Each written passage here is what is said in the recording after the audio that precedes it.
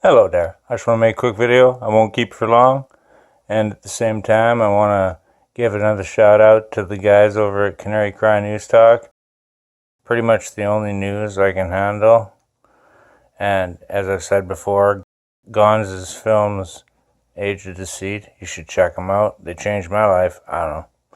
But this video isn't so much about that as just something in their latest. It's just something in one of their latest episodes of Canary Cry News Talk that I wanted to mention. And it was in this episode, 853, that basically this whole war in the Middle East, whatever, they're even calling it the 12-day war.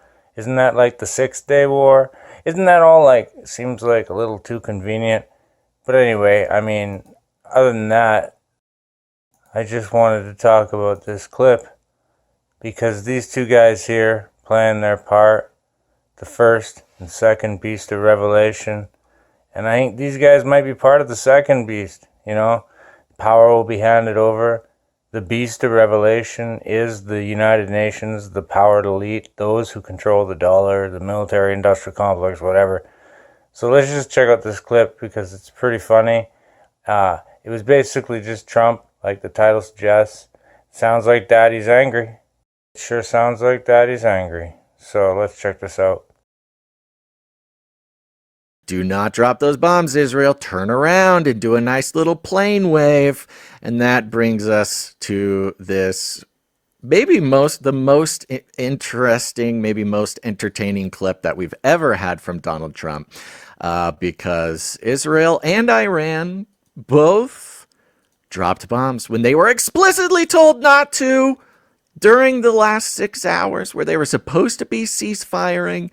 And Daddy got mad. Let's roll it. Oh, this clip, by the way, Trump was not only dropping bunker buster bombs, but he also dropped the F-bomb in this clip, which yes, I think, Gonz, you edited out. I did edit the F-bomb out, but we took the clip from, it was on C-SPAN, no censorship there, but also on Sky News in Australia, the live feed, it just slipped through. So here he is. We basically have two countries that have been fighting so long and so hard that they don't know what the they're doing. Do you understand that? Yeah, we'll just apologise for that language from the US President Donald Trump, who was speaking to reporters. And yes, that being said, just coming back from that clip all suddenly aside, just a short clip, what I wanted to basically mention also, as a Canadian, I don't have a dog in this fight, really. I mean, other people have been predicting this for a long time, but we're not here to talk about other people right now.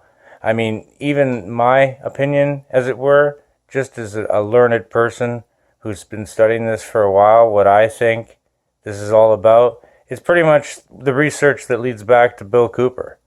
Or even this chart. Google all the institutions, the names on this chart. Check it out. Do your own research. I'm not going to hold your hand. I'll throw a bunch of citations in the description section, including the last interview Bill Cooper ever had. And you can just watch it and parse it out. I made a video talking about how I think he was basically, either he was onto something about AIDS or wrong, but I think he might have set their plans back, and the whole Cooties 19 thing we're experiencing today is their backup plan from AIDS not working or other biowarfare operations not working. But just trying to get to this tweet here I made a while back. Again, like 5th generational warfare. Them meeting and this ceasefire and it all being named after the same thing, cyclically like that. Yeah, that's not weird or anything. But even to Trump, like, his whole part in this. Remember, they've been calling him the dove who will bring peace to the Middle East for a long time. But yes, Bill Cooper's last interview. He basically lays it out. And I'm not going to get into this and read all that, and I'll put a link to that interview in the description section. But check it out for yourself. Do your own research. Because at the end of the day, it doesn't really matter what I think, or what you think, or whether or not we collide and get into an argument. The point is, can people even do the research into this? It's pretty heavy stuff.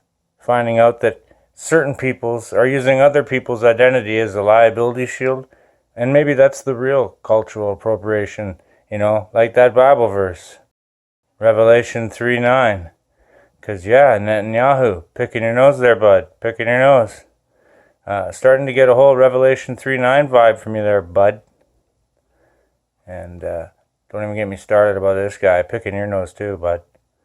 But yeah, I just wanted to make this quick video because, again, shout out to Basil and Gons, Canary Cry News Talk. But what's going on over there, I guess I just don't really want to talk about it.